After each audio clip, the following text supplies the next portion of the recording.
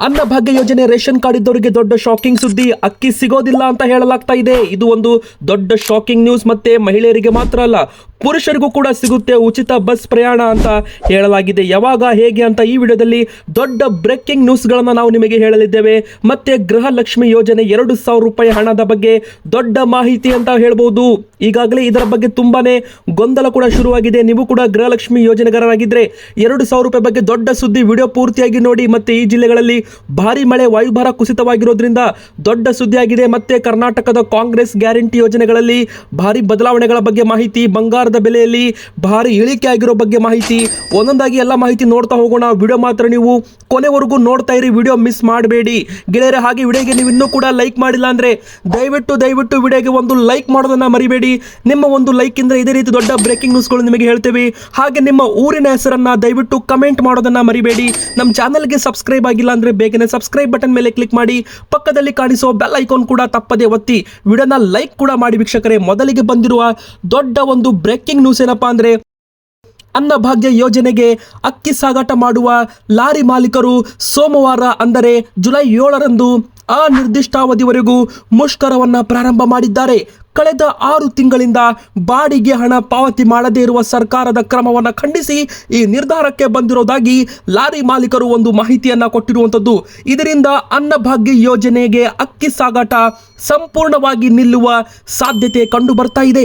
ಮುಷ್ಕರಕ್ಕೆ ಕಾರಣ ಏನು ಅಂದ್ರೆ, ಲಾರಿ ಮಾಲೀಕರ ಪ್ರಕಾರ ಫೆಬ್ರವರಿ 2025ರಿಂದ ಕಾಂಗ್ರೆಸ್ ಸರ್ಕಾರ ಬಾಡಿಗೆ ಹಣವನ್ನು ಪಾವತಿ ಮಾಡಿಲ್ಲ, ಸುಮಾರು 200 ಕೋಟಿ ಬಾಕಿ ಉಳಿಸಿಕೊಂಡಿದೆ ಎಂದು ಅವರು ಆರೋಪವನ್ನು ಕೊಟ್ಟಿದ್ದಾರೆ. ಈ ಕುರಿತು ಹಲವು ಬಾರಿ ಮನವಿ ಮಾಡಿದ್ರು ಕೂಡ ಯಾವುದೇ ಪ್ರಯೋಜನವಾಗಿಲ್ಲ. ಹೀಗಾಗಿ ನಾವು ಮುಷ್ಕರ ಮಾಡ್ತೀವಿ ಅಂತ ಲಾರಿ ಮಾಲೀಕರ ಸಂಘದ ಅಧ್ಯಕ್ಷರು ಮಾಹಿತಿ ಕೊಟ್ಟಿದ್ದಾರೆ. ಪ್ರತಿ ತಿಂಗಳು ಸುಮಾರು 4.5 ಲಕ್ಷ ಟನ್ ಅಕ್ಕಿಯನ್ನು ಲಾರಿಗಳ ಮೂಲಕ ಸರಬರಾಜು ಮಾಡಲಾಗುತ್ತದೆ. ಆದರೆ ಈ ಒಂದು ಮುಷ್ಕರದಿಂದಾಗಿ ರಾಜ್ಯಾದ್ಯಂತ ಅನ್ನಭಾಗ್ಯ ಯೋಜನೆಯಡಿ ಪಡಿತರ ವಿತರಣೆಯಲ್ಲಿ ವೃದ್ಧಿಯಾಗುವ ಸಾಧ್ಯತೆ ಇದೆ. ಇದರಿಂದ ಸಾರ್ವಜನಿಕರಿಗೆ, ವಿಶೇಷವಾಗಿ ಬಡ ಮತ್ತು ನಿರ್ಗತಿಕ ಕುಟುಂಬಗಳಿಗೆ ತೊಂದರೆಯಾಗುವ ಆತಂಕ ಕೂಡ ಎದುರಾಗಿದೆ. ಸಮಯಕ್ಕೆ ಸರಿಯಾಗಿ ಪಡಿತರ ಸಿಗದೆ ಅವರ ದೈನಂದಿನ ಜೀವನದ ಮೇಲೆ ಇದು ಪರಿಣಾಮ ಬೀರಬಹುದು ಅಂತಾನೂ ಕೂಡ ಇಲ್ಲಿ ಹೇಳಲಾಗಿದೆ. ಅಂದರೆ ಇಲ್ಲಿ ನಿಮಗೆ ಸಿಂಪಲ್ ಆಗಿ ಹೇಳೋದೇನಪ್ಪಾ ಅಂದ್ರೆ, ಅನ್ನಭಾಗ್ಯ ಅಕ್ಕಿ ಸಾಗಾಟ ಮಾಡುವ ಲಾರಿಯನ್ನ ಮುಷ್ಕರ ಶುರುವಾಗಿರೋದ್ರಿಂದ ಅನ್ನಭಾಗ್ಯ ಅಕ್ಕಿ ಸಾಗಾಟನೆ ಮಾಡುವ ಲಾರಿಗಳೇ ಬರಲಿಲ್ಲ ಅಂದ್ರೆ ಅಕ್ಕಿ ಎಲ್ಲಿಂದ ಬರುತ್ತೆ ಹೇಳಿ? ನಿಮ್ಮ ಒಂದು ಊರಲ್ಲಿ ಅಕ್ಕಿ ಬರಬೇಕಂದ್ರೆ ಲಾರಿಗಳ ಮೂಲಕವೇ ಬರುತ್ತೆ. ಆದರೆ ಈ ಒಂದು ಅನ್ನಭಾಗ್ಯ ಅಕ್ಕಿ ಸಾಗಾಟ ಮಾಡುವ ಲಾರಿಗಳ ಮುಷ್ಕರ ಶುರುವಾಗಿದೆ ನಮ್ಮ ಒಂದು ಕರ್ನಾಟಕದಲ್ಲಿ. ಈಗಾಗಲೇ ಆಹಾರ ಸಚಿವರ ಜೊತೆಗೆ ಒಂದು ಮಾಹಿತಿ ಕೂಡ ಸಿಕ್ಕಿರುವಂಥದ್ದು.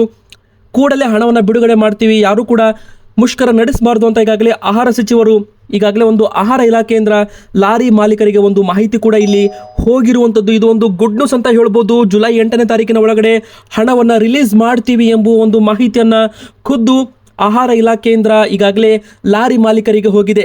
ಸಭೆಯಲ್ಲಿ ಈಗಾಗಲೇ ಅವರನ್ನು ಶಾಂತ ಮಾಡುವ ಎಲ್ಲ ರೀತಿ ಒಂದು ಯೋಜನೆಗಳನ್ನು ರೂಪಿಸಲಾಗಿದೆ ಅಂತ ಇಲ್ಲಿ ಹೇಳಲಾಗಿದೆ. ಕಾದು ನೋಡಬೇಕಾಗುತ್ತೆ ಏನಾಗೋದಿಲ್ಲ ಅಂತ. ಮತ್ತೆ ಗೆಳೆಯರಿ, ಇನ್ನೊಂದು ಟಾಪ್ ಬ್ರೇಕಿಂಗ್ ನ್ಯೂಸ್ ಬರ್ತಾ ಇದೆ. ಮಹಿಳೆಯರಿಗೆ ಮಾತ್ರ ಅಲ್ಲ, ನಮ್ಮ ರಾಜ್ಯದಲ್ಲಿ ಪುರುಷರಿಗೂ ಕೂಡ ಉಚಿತ ಸಾರಿಗೆ ಬಸ್ ಪ್ರಯಾಣದ ಬಗ್ಗೆ ಒಬ್ಬರು ಶಾಸಕರು ಒಂದು ಮಾಹಿತಿಯನ್ನು ಕೊಟ್ಟಿದ್ದಾರೆ. ಹೌದು, ಶಾಸಕರು ಬಸವರಾಜ ರಾಯರೆಡ್ಡಿ ಅವರು ಒಂದು ಮಾಹಿತಿಯನ್ನು ಹೇಳಿದ್ದಾರೆ.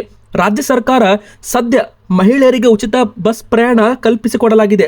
ಆರ್ಥಿಕ ಪರಿಸ್ಥಿತಿ ಕರ್ನಾಟಕದ ಸುಧಾರಣೆ ಆದರೆ ಗಂಡು ಮಕ್ಕಳಿಗೂ ಉಚಿತ ಬಸ್ ಪ್ರಯಾಣ ಕೊಡ್ತೀವಿ ಅಂತ ಶಾಸಕ ಬಸವರಾಜ ರಾಯರೆಡ್ಡಿ ಅವರು ಒಂದು ಮಾಹಿತಿಯನ್ನು ಇಲ್ಲಿ ಕೊಟ್ಟಿರುವಂಥದ್ದು ಈಗ ದೊಡ್ಡ ಬ್ರೇಕಿಂಗ್ ನ್ಯೂಸ್ ಆಗಿಬಿಟ್ಟಿದೆ.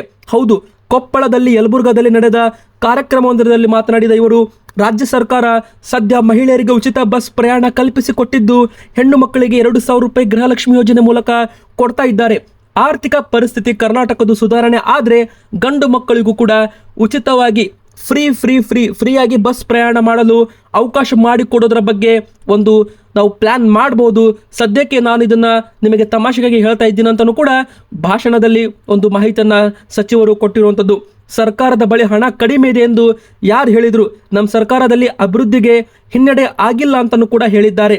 ನಮ್ಮ ಸರ್ಕಾರದಲ್ಲಿ ಸಿದ್ದರಾಮಯ್ಯನವರೇ CM ಆಗಿರ್ತಾರೆ, ಮುಖ್ಯಮಂತ್ರಿ ಆಗಿರ್ತಾರೆ. ಯಾವುದೇ ಕಾರಣಕ್ಕೂ ಮುಖ್ಯಮಂತ್ರಿ ಬದಲಾವಣೆ ಕೂಡ ಆಗೋದಿಲ್ಲ ಅಂತಲೂ ಕೂಡ ಒಂದು ಮಾಹಿತಿಯನ್ನು ಇಲ್ಲಿ ಕೊಟ್ಟಿರುವಂಥದ್ದು. ಅಷ್ಟು ಮಾತ್ರವಲ್ಲದೆ ಈಗಾಗಲೇ ಈ ಒಂದು ಬಸ್ ಪ್ರಯಾಣದಿಂದ ಮಹಿಳೆಯರು ಫ್ರೀಯಾಗಿ ಸಂಚಾರ ಮಾಡ್ತಾ ಇದ್ದಾರೆ. ಆದರೆ ನಮ್ಮ ಕರ್ನಾಟಕದಲ್ಲಿ ಪುರುಷರಿಗೂ ಬಸ್ ಸಂಚಾರ ಫ್ರೀ ಕೊಡಬೇಕಾ ಕೊಡಬಾರ್ದಾ? ನಿಮ್ಮ ಒಂದು ಅನಿಸಿಕೆ. ಈಗ ವೀಕ್ಷಕರು ನೀವೇ ಇದ್ದೀರಲ್ಲ, ನೀವೇ ಕಮೆಂಟ್ ಮಾಡಿ ತಿಳಿಸಿ. ಗಂಡಸರಿಗೂ ಫ್ರೀ ಕೊಡಬೇಕಾ ಅಥವಾ ಬೇಡವಾ? ಎಸ್ ಆರ್ ನೋ ಎಂಬುದರ ಮೂಲಕ ನೀವು ಕಮೆಂಟಲ್ಲಿ ನಮಗೆ ಕಮೆಂಟ್ ಮಾಡಿ ತಿಳಿಸಿ. ನಿಮ್ಮ ಒಂದು ಫೀಡ್ಬ್ಯಾಕಿಂದ, ನಿಮ್ಮ ಒಂದು ಕಮೆಂಟಿಂದ ಉತ್ತಮವಾದ ಒಂದು ಫೀಡ್ಬ್ಯಾಕ್ ಕೂಡ ನಮಗೆ ಸಿಗಲಿದೆ ಅಂತಾನೆ ಇಲ್ಲಿ ಹೇಳ್ಬೋದು.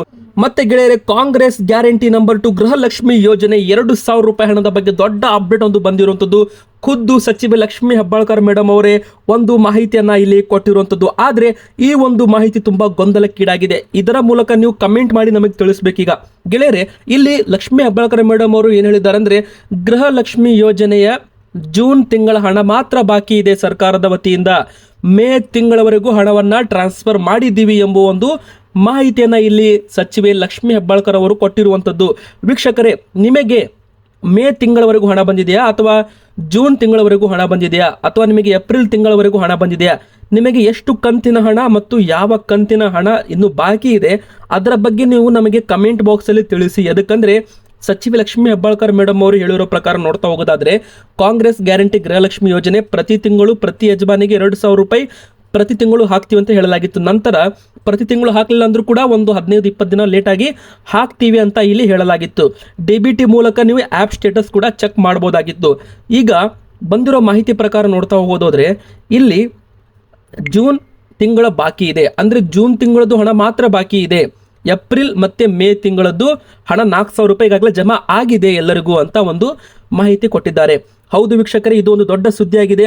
ಈಗಾಗಲೇ ಜೂನ್ ತಿಂಗಳ ಹಣವನ್ನು ಕೂಡ ರಿಲೀಸ್ ಮಾಡ್ತೀವಿ, ಜುಲೈ ತಿಂಗಳ 15ನೇ ತಾರೀಕಿನ ಒಳಗಡೆ ಜಮೆ ಆಗುತ್ತೆ ಎಲ್ಲರಿಗೂ ಅಂತಾನು ಕೂಡ ಒಂದು ಇಲ್ಲಿ ಮಾಹಿತಿ ಕೊಟ್ಟಿರುವಂಥದ್ದು. ನಿಮಗೂ ಕೂಡ ಮೇ ತಿಂಗಳವರೆಗೂ ಹಣ ಬಂದಿದೆಯಾ ಬಂದಿಲ್ವಾ ನಮಗೆ ಕಮೆಂಟಲ್ಲಿ ತಿಳಿಸಿ. ಮತ್ತೆ ಇಲ್ಲಿ ಜೂನ್ ತಿಂಗಳ ಹಣವು ಕೂಡ ಬಿಡುಗಡೆ ಮಾಡ್ತೀವಿ, ಮತ್ತೆ ಜುಲೈ ತಿಂಗಳ ಒಳಗಡೆ ಜೂನ್ ತಿಂಗಳ ಹಣವನ್ನು ಜಮೆ ಮಾಡ್ತೀವಿ ಅಂತ ಈಗಾಗಲೇ ಲಕ್ಷ್ಮಿ ಹೆಬ್ಬಾಳ್ಕರ್ ಮೇಡಮ್ ಅವರು ಒಂದು ಮಾಹಿತಿ ಕೊಟ್ಟಿದ್ದಾರೆ ಗೃಹಲಕ್ಷ್ಮಿ ಯೋಜನೆ ಬಗ್ಗೆ. ಮತ್ತೆ ಇಲ್ಲಿ ಇನ್ನೊಂದು ಮಾಹಿತಿ ಕೂಡ ಬಂದಿರುವಂಥದ್ದು. ಅದೇನಪ್ಪ ಅಂದರೆ, ನಮ್ಮ ಒಂದು ಕರ್ನಾಟಕದಲ್ಲಿ ಗೃಹಲಕ್ಷ್ಮಿ ಸಂಘವನ್ನು ಸ್ಥಾಪನೆ ಮಾಡಲಾಗುತ್ತೆ. ಈ ಒಂದು ಸಂಘದಿಂದ ಮಹಿಳೆಯರಿಗೆ ಆರ್ಥಿಕ ಬಲ ಸಿಗುತ್ತೆ ಅಂತಾನೂ ಕೂಡ ಇಲ್ಲಿ ಹೇಳಲಾಗಿರುವಂಥದ್ದು. ಅಂದರೆ ಇದು ಒಂದು ಹೊಸ ಯೋಜನೆ ಅಂತಲೇ ಹೇಳ್ಬೋದು. ಗೃಹಲಕ್ಷ್ಮಿ ಯೋಜನೆ ಅಡಿಯಲ್ಲಿ ಇದೊಂದು ದೊಡ್ಡ ಸುದ್ದಿನೇ ಆಗಿದೆ. ಗೃಹಲಕ್ಷ್ಮಿ ಯೋಜನೆ 2,000 ರೂಪಾಯಿ ಜೊತೆಗೆ ಈ ಒಂದು ಗೃಹಲಕ್ಷ್ಮಿ ಯೋಜನೆ ಜೊತೆಗೆ ಗೃಹಲಕ್ಷ್ಮಿ ಸಂಘವನ್ನು ಕೂಡ ಸ್ಥಾಪನೆ ಮಾಡೋದರ ಬಗ್ಗೆ ಲಕ್ಷ್ಮಿ ಹೆಬ್ಬಾಳ್ಕರ್ ಮೇಡಮ್ ಅವರು ಮಾತನಾಡಿಸಿದ್ದಾರೆ. ಹೀಗಾಗಿ ಇನ್ನು ಬರೋ ದಿನಗಳಲ್ಲಿ ಗೃಹಲಕ್ಷ್ಮಿ ಸಂಘವು ಕೂಡ ಸ್ಥಾಪನೆ ಆಗುತ್ತೆ. ಇದರಿಂದ ಮಹಿಳೆಯರಿಗೆ ಆರ್ಥಿಕ ಶಕ್ತಿ ಇನ್ನು ಹೆಚ್ಚು ಸಿಗಲಿದೆ. ಅಂದರೆ ಒಂದು ಸಂಘದ ಒಂದು ರೂಪದಲ್ಲಿ ಒಂದು ಹಣದ ಸಹಾಯ ಕೂಡ ಆಗ್ಬೋದು. ಇದರ ಬಗ್ಗೆ ಇನ್ನೂ ಹೆಚ್ಚು ಮಾಹಿತಿ ಬಂದಿಲ್ಲ. ಬಂದ ಮೇಲೆ ನಾವು ನಿಮಗೆ ಎಲ್ಲ ಒಂದು ಡೀಟೇಲ್ಸ್ನ ಮುಂದಿನ ಬರೋ ವಿಡಿಯೋದಲ್ಲಿ ಕೊಡ್ತೀವಿ ಗೆಳೆಯರೆ. ಮತ್ತೆ ಈಗ ಇನ್ನೊಂದು ಟಾಪ್ ಬ್ರೇಕಿಂಗ್ ನ್ಯೂಸ್ ಬರ್ತಾ ಇದೆ. ಯಾವುದೇ ಕಾರಣಕ್ಕೂ ಯಾವುದೇ ರೀತಿ ಗ್ಯಾರಂಟಿ ಯೋಜನೆಗಳು ನಿಲ್ಲಲ್ಲ. ಮತ್ತೆ ಇನ್ನು 3 ವರ್ಷಗಳ ಕಾಲ ಮುಖ್ಯಮಂತ್ರಿ CM ಸಿದ್ದರಾಮಯ್ಯನವರೇ ಇರ್ತಾರೆ ಅಂತಲೂ ಕೂಡ ಇಲ್ಲಿ ಒಂದು ಮಾಹಿತಿ ಬಂದಿರುವಂಥದ್ದು. ಹೌದು ಗೆಳೆಯರೆ, ಇದು ಒಂದು ಕೂಡ ಟಾಪ್ ಬ್ರೇಕಿಂಗ್ ನ್ಯೂಸ್ ಅಂತಲೇ ಹೇಳ್ಬೋದು. ಯಾಕಂದರೆ ಕೆಲವು ಗ್ಯಾರಂಟಿ ಯೋಜನೆಗಳು ಬಂದಾಗ್ಬಿಡುತ್ತೆ. ಈಗಾಗಲೇ ಒಂದು ಮಾಹಿತಿ ಬಂದಿತ್ತು, ರಸ್ತೆ ಬೇಕಂದರೆ ಗ್ಯಾರಂಟಿಯನ್ನು ಬಂದ್ ಮಾಡಬೇಕಾಗುತ್ತೆ. ಅಲ್ಲಲ್ಲಿ ರಸ್ತೆಗಳು ಇನ್ನೂ ಕೂಡ ರೆಡಿ ಆಗಿಲ್ಲ. ರಸ್ತೆಗಳನ್ನು ರೆಡಿ ಮಾಡಿ ಅಂತ ಒಬ್ಬರು ಪ್ರಶ್ನೆ ಕೇಳಿದರೆ ಸಚಿವರು ಏನು ಹೇಳಿದರು, ಗ್ಯಾರಂಟಿ ಯೋಜನೆ ಬಂದ್ ಮಾಡಬೇಕಾಗುತ್ತೆ ರಸ್ತೆಗಳು ಬೇಕಂದ್ರೆ ಅಂತ ಒಂದು ಮಾತು ಹೇಳಿದರು. ಇದಕ್ಕೋಸ್ಕರ BJP ಪಕ್ಷದವರು ಸರ್ಕಾರದ ಬಳಿ ದುಡ್ಡಿಲ್ಲ, ಸರ್ಕಾರ ದಿವಾಳಿ ಆಗೋಗಿದೆ ಅಂತಲೂ ಕೂಡ ಇಲ್ಲಿ ಹೇಳಲಾಗ್ತಾ ಇತ್ತು. ಆದರೆ ಇಲ್ಲಿ ಒಂದು ಮಾಹಿತಿ ಖುದ್ದು ಮುಖ್ಯಮಂತ್ರಿ ಸಿದ್ದರಾಮಯ್ಯನವರೇ ಕೊಟ್ಟಿದ್ದಾರೆ. ಯಾವುದೇ ರೀತಿ ಗ್ಯಾರಂಟಿ ಸ್ಕೀಮ್ಗಳು ಬಂದಾಗೋದಿಲ್ಲ. ಈ ಒಂದು ಗ್ಯಾರಂಟಿ ಸ್ಕೀಮ್ ಇದು ಬಡವರ ಸ್ಕೀಮ್, ಬದಲಾವಣೆ ಮಾಡೋ ಪ್ರಶ್ನೆನೇ ಇಲ್ಲ ಅಂತ ಖುದ್ದು ಮುಖ್ಯಮಂತ್ರಿ ಅವರು ಸ್ಪಷ್ಟವಾಗಿ ಹೇಳಿದ್ದಾರೆ. ಹೌದು, ಗ್ಯಾರಂಟಿ ಯೋಜನೆಗಳು ಬಡವರ ಕಾರ್ಯಕ್ರಮಗಳು, ಅವುಗಳನ್ನು ಬದಲಾವಣೆ ಮಾಡೋ ಪ್ರಶ್ನೆ ಇಲ್ಲ ಎಂದು ಮುಖ್ಯಮಂತ್ರಿ ಸಿದ್ದರಾಮಯ್ಯನವರು ಸ್ಪಷ್ಟವಾಗಿ ತಮ್ಮ ಒಂದು ಮಾಹಿತಿ ಕೊಟ್ಟಿದ್ದಾರೆ. ತಮ್ಮ ಆರ್ಥಿಕ ಸಲಹೆಗಾರ ಬಸವರಾಜ ರಾಯರೆಡ್ಡಿ ಅವರ ಹೇಳಿಕೆ ಕುರಿತು ಭಾನುವಾರ ವಿಧಾನಸೌಧದಲ್ಲಿ ಸುದ್ದಿಗಾರರೊಂದಿಗೆ ಮಾತನಾಡಿಸಿ ಪ್ರತಿಕ್ರಿಯೆ ಕೊಟ್ಟಿದ್ದಾರೆ. ಗ್ಯಾರಂಟಿ ಯೋಜನೆಗಳು ಬಡವರ್ಗದವರಿಗೆ ಆರ್ಥಿಕ ಸಾಮಾಜಿಕ ಶಕ್ತಿ ತುಂಬುವ ಕಾರ್ಯಗಳು ಮಾಡ್ತಾ ಇದ್ದಾವೆ, ಅವುಗಳನ್ನು ನಾವು ಬದಲಾವಣೆ ಮಾಡೋದಿಲ್ಲ ಅಂತಲೂ ಕೂಡ ಇಲ್ಲಿ ಒಂದು ಮಾಹಿತಿ ಕೊಟ್ಟಿರುವಂಥದ್ದು. ವೀಕ್ಷಕರೇ, ಬನ್ನಿ ಈಗ ಕರ್ನಾಟಕದಲ್ಲಿ ಮಾತ್ರ ಅಲ್ಲ, ಇಡೀ ಭಾರತ ದೇಶಾದ್ಯಂತ ಮಳೆ ಸುರಿತಾ ಇದೆ. ಅದರಲ್ಲೂ ನಮ್ಮ ಕರ್ನಾಟಕದಲ್ಲಿ ಯಾವ ಜಿಲ್ಲೆಗಳಲ್ಲಿ ಹೆಚ್ಚು ಮಳೆಯಾಗುತ್ತೆ, ಎಲ್ಲಿವರೆಗೂ ಮಳೆ ಆಗುತ್ತೆ ಅಂತ ನಾವು ನಿಮಗೆ ಒಂದೊಂದಾಗಿ ಮಾಹಿತಿ ಕೊಡ್ತಾ ಹೋಗ್ತೀವಿ. ವೀಕ್ಷಕರೇ, ಮೊದಲಿಗೆ ನಿಮ್ಮ ಊರಲ್ಲಿ ಮಳೆ ಬರ್ತಾ ಇದ್ರೆ ನಿಮ್ಮ ಊರಿನ ಹೆಸರನ್ನು ನಮಗೆ ನೀವು ಕಮೆಂಟ್ ಮಾಡಿ. ವೀಕ್ಷಕರೇ, ಮತ್ತೆ ಇಲ್ಲಿ ಮೊದಲಿಗೆ ಕೊಡಗಿನಲ್ಲಿ ಮತ್ತೆ ಶಾಲೆ ಕಾಲೇಜುಗಳಿಗೆ ರಜೆ ಘೋಷಣೆ ಮಾಡಬಹುದು ಅಂತ ಇಲ್ಲಿ ಮಾಹಿತಿ ಬಂದಿದೆ. ಮೊದಲಿಗೆ ಇನ್ನು 3-4 ದಿನಗಳ ಕಾಲ, ಅಂದ್ರೆ ಇಲ್ಲಿ ಜುಲೈ 11-12ನೇ ತಾರೀಕಿನವರೆಗೂ ಮಳೆ ಆಗಲಿದೆ. ದಕ್ಷಿಣ ಕನ್ನಡ, ಉತ್ತರ ಕನ್ನಡ ಮತ್ತು ಉಡುಪಿ ಜಿಲ್ಲೆಗಳಲ್ಲಿ ಭಾರಿ ಮಳೆ ಆಗಲಿದೆ. ಹಾಗೆ ದಕ್ಷಿಣ ಒಳನಾಡಿನ ಚಿಕ್ಕಮಗಳೂರು, ಕೊಡಗು, ಹಾಸನ, ಶಿವಮೊಗ್ಗ, ಬಳ್ಳಾರಿ, ಬೆಂಗಳೂರು ಮತ್ತು ಉತ್ತರ ಒಳನಾಡಿನ ಬೆಳಗಾವಿ, ಬೀದರ್, ಬಾಗಲಕೋಟೆ, ಧಾರವಾಡ ಸೇರಿ ಇತರೆ ಜಿಲ್ಲೆಗಳಲ್ಲೂ ಕೂಡ ಹಗುರದಿಂದ ಸಾಧಾರಣ ಮಳೆ ಆಗಲಿದೆ ಅಂತಲೂ ಕೂಡ ಹೇಳಲಾಗಿದೆ. ಬೆಳಗಾವಿ, ಬೀದರ್, ಬಾಗಲಕೋಟೆ, ಧಾರವಾಡ, ಕೊಪ್ಪಳ, ಕಲಬುರಗಿ, ಗದಗ, ಹಾವೇರಿ ಹಾಗೂ ದಕ್ಷಿಣ ಒಳನಾಡಿನ ಬಳ್ಳಾರಿ, ಬೆಂಗಳೂರು ಗ್ರಾಮಾಂತರ, ಬೆಂಗಳೂರು ನಗರ, ಚಿಕ್ಕಬಳ್ಳಾಪುರ, ಚಾಮರಾಜನಗರ, ಚಿತ್ರದುರ್ಗ, ದಾವಣಗೆರೆ, ಮಂಡ್ಯ, ಮೈಸೂರು, ಕೋಲಾರ ಸೇರಿ ವಿವಿಧ ಜಿಲ್ಲೆಗಳಲ್ಲೂ ಕೂಡ ಮಳೆ ಆಗಲಿದೆ ಅಂತ ಹೇಳಲಾಗಿದೆ. ಮೇನ್ ಆಗಿ ಇಲ್ಲಿ ದಕ್ಷಿಣ ಕನ್ನಡ, ಉತ್ತರ ಕನ್ನಡ, ಕೊಡಗು ಜಿಲ್ಲೆಯಲ್ಲಿ ಅಪಾರ ಪ್ರಮಾಣದ ಭಾರಿ ಮಳೆ ಆಗಲಿದೆ. ಈ 3 ಜಿಲ್ಲೆಗಳಲ್ಲಿ ಹೆಚ್ಚು ಒಂದು ಕಟ್ಟುನಿಟ್ಟಿನ ಕ್ರಮ ತೆಗೆದುಕೊಳ್ಬೇಕು ಅಂತ ಈಗಾಗಲೇ ಒಂದು ಹವಾಮಾನ ಇಲಾಖೆ ಮಾಹಿತಿ ಕೊಟ್ಟಿರುವಂಥದ್ದು. ಹೀಗಾಗಿ ಕೆಲವು ಶಾಲೆ ಕಾಲೇಜುಗಳಿಗೆ ರಜೆ ಕೂಡ ಘೋಷಣೆಯನ್ನ ಮಾಡಲಾಗ್ತಾ ಇದೆ ಕೊಡಗು ಜಿಲ್ಲೆನಲ್ಲಿ. ಎದಕ್ಕಂದ್ರೆ ಅಲ್ಲಲ್ಲಿ ಗುಡ್ಡ ಕುಸಿತ ಆಗಿರ್ಬೋದು, ಘಾಟ್ ಸೆಕ್ಷನ್ನಲ್ಲಿ ಅಲ್ಲಲ್ಲಿ ರೋಡ್ಗಳು ಇಲ್ಲ. ಹೀಗಾಗಿ ಕೆಲವೊಂದು ಕಡೆಗೆ ಶಾಲೆ ಕಾಲೇಜುಗಳಿಗೆ ಇನ್ನೂ ಕೂಡ ರಜೆಯನ್ನ ಮಾಡಲಾಗಿದೆ. ಗೆಳೆಯರು, ಇದೊಂದು ದೊಡ್ಡ ಸುದ್ದಿ ಆಗಿತ್ತು ಮಳೆ ಬಗ್ಗೆ. ನಿಮ್ಮ ಊರಲ್ಲೂ ಕೂಡ ಮಳೆ ಬರ್ತಾ ಇದ್ರೆ ಕಮೆಂಟ್ ಅಲ್ಲಿ ನಿಮ್ಮ ಒಂದು ಊರಿನ ಹೆಸರನ್ನ ನಮಗೆ ನೀವು ತಿಳಿಸಬಹುದು. ಇನ್ನು ಬಂಗಾರದ ದರದ ಬಗ್ಗೆನೂ ಕೂಡ ಒಂದು ಮಾಹಿತಿ ಬರ್ತಾ ಇದೆ. ಬಂಗಾರದ ದರ ಭಾರಿ ಪ್ರಮಾಣದಲ್ಲಿ ಇಳಿಕೆ ಆಗಲಿದೆ ಎಂಬುವ ಮಾಹಿತಿ ಸಿಕ್ಕಿದೆ. ಹೌದು ಗೆಳೆಯರೇ, ಇದು ಒಂದು ಬಿಗ್ ಬ್ರೇಕಿಂಗ್ ನ್ಯೂಸ್. ಬಂಗಾರದ ದರ ಮತ್ತೆ ಈಗ ಇಳಿಕೆ ಆಗಿದೆ. ಮತ್ತೆ ಈಗ 98,000 ರೂಪಾಯಿ ಸಮೀಪಕ್ಕೆ ಬಂದಿರುವಂಥದ್ದು ಬಂಗಾರದ ದರ. ಹೌದು ವೀಕ್ಷಕರೇ, ಈಗ 24 ಕ್ಯಾರೆಟ್, 22 ಕ್ಯಾರೆಟ್, 18 ಕ್ಯಾರೆಟ್, ಮೊದಲಿಗೆ 18 ಕ್ಯಾರೆಟ್ ಚಿನ್ನದ ದರದಲ್ಲಿ 4,100 ರೂಪಾಯಿ 100 ಗ್ರಾಮ್ನಲ್ಲಿ ಇಳಿಕೆ ಆಗಿದೆ. ಅಂದರೆ 410 ರೂಪಾಯಿ 10 ಗ್ರಾಮ್ನಲ್ಲಿ ಇಳಿಕೆಯಾಗಿ 73,720 ರೂಪಾಯಿ ಆಗಿದೆ 18 ಕ್ಯಾರೆಟ್ ಚಿನ್ನ. ಇನ್ನು 22 ಕ್ಯಾರೆಟ್ ಚಿನ್ನವು ಕೂಡ 500 ರೂಪಾಯಿ ಇಳಿಕೆಯಾಗಿದೆ 10 ಗ್ರಾಮ್ ಮೇಲೆ 90,100 ರೂಪಾಯಿ ಆಗಿರುವಂಥದ್ದು. ಇನ್ನು 24 ಕ್ಯಾರೆಟ್ ಚಿನ್ನವು ಕೂಡ 540 ರೂಪಾಯಿ ಇಳಿಕೆ ಆಗೋದ್ರ ಮೂಲಕ 98,290 ರೂಪಾಯಿ ಆಗಿದೆ. ಇದು ಜುಲೈ 9ನೇ ತಾರೀಕಿನವರೆಗೂ ಬಂದಿರುವ ಅಪ್ಡೇಟ್ ಅಂತಾನೆ ಹೇಳ್ಬಹುದು. ಇದು ಕೂಡ ಒಂದು ಬಂಗಾರ ಪ್ರಿಯರಿಗೆ ದೊಡ್ಡ ಸುದ್ದಿ ಅಂತಾನೆ ಹೇಳ್ಬಹುದು. ಬಂಗಾರ ಪ್ರಮಾಣ ಮತ್ತೆ ಕ್ರಮೇಣವಾಗಿ ಇಳಿಕೆ ಆಗ್ತಾ ಇದೆ, ಏರಿಕೆನೂ ಆಗ್ತಾ ಇದೆ, ಇಳಿಕೆನೂ ಆಗ್ತಾ ಇದೆ. ಅದೇ ತರ ಇದು ಹಾವು ಏಣಿ ಆಟ ಆಡ್ತಾ ಇದೆ ಬಂಗಾರದ ದರದಲ್ಲಿ. ತುಂಬಾ ಒಂದು ಶಾಕಿಂಗ್ ನ್ಯೂಸ್ ಅಂತಾನೆ ಹೇಳ್ಬಹುದು. ಯಾಕಂದ್ರೆ 1 ಲಕ್ಷ ಗಡಿಗೆ ಹೋಗ್ಬೋದು ಅಂತ ಇಲ್ಲಿ ತಜ್ಞರು ಹೇಳ್ತಾ ಇರುವಂಥದ್ದು. ಇವತ್ತಿಗೆ ಇಷ್ಟ ಆಗಿತ್ತು. ವಿಡಿಯೋ ಇಷ್ಟ ಆದರೆ ವಿಡಿಯೋನ ಲೈಕ್ ಮಾಡಿ, ವಿಡಿಯೋನ ಶೇರ್ ಮಾಡಿ. ನಮ್ಮ ಚಾನಲ್ಗೆ ನೀವು ಸಬ್ಸ್ಕ್ರೈಬ್ ಆಗಿಲ್ಲ ಅಂದರೆ ಬೇಗನೆ ಸಬ್ಸ್ಕ್ರೈಬ್ ಆಗಿ, ಪಕ್ಕದಲ್ಲಿ ಕಾಣಿಸೋ ಬೆಲ್ ಐಕಾನ್ ಕೂಡ ಒತ್ತಿ.